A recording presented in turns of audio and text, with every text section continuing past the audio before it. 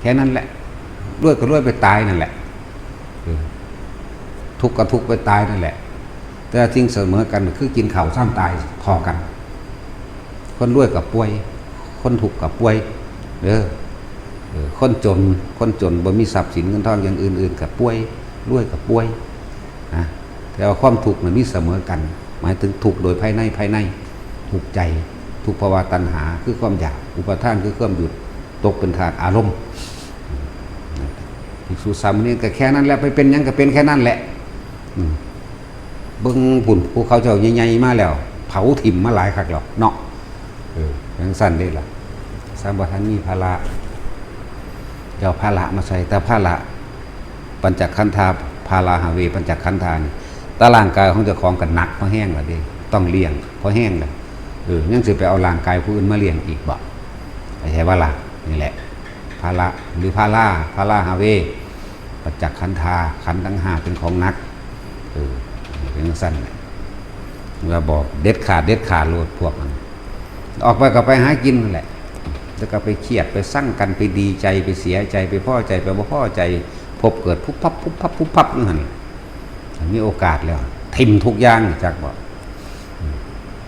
สิ่งที่พวกเข้าหาเนี่ยอยากได้อยากดีอยากมีอยากเป็นยศธรรมดาศักดิ์ความสมบูรณ์มุ่นพองทางทรัพย์สมบัติต่างๆคือพระพุทธเจ้าเฮานี่มีเบิดทุกอย่างเพิ่นทิมแล้วเด้แต่ว่าเฮากำลังหาเข้าใจว่าล่ะเพิ่นทิมเป็นดุจดังก้อนเขละรู้จักบ่เขละคือหยังเอาหยังแท็กซี่ก้อนเขละสิกระเทอะบ่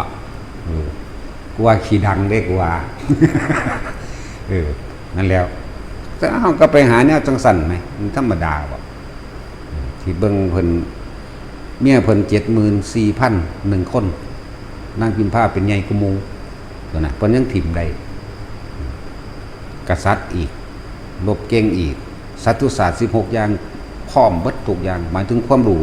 วิชาการใส่ในโลกบ่มีผู้ใดเลิศขนาดนั้นบ่มี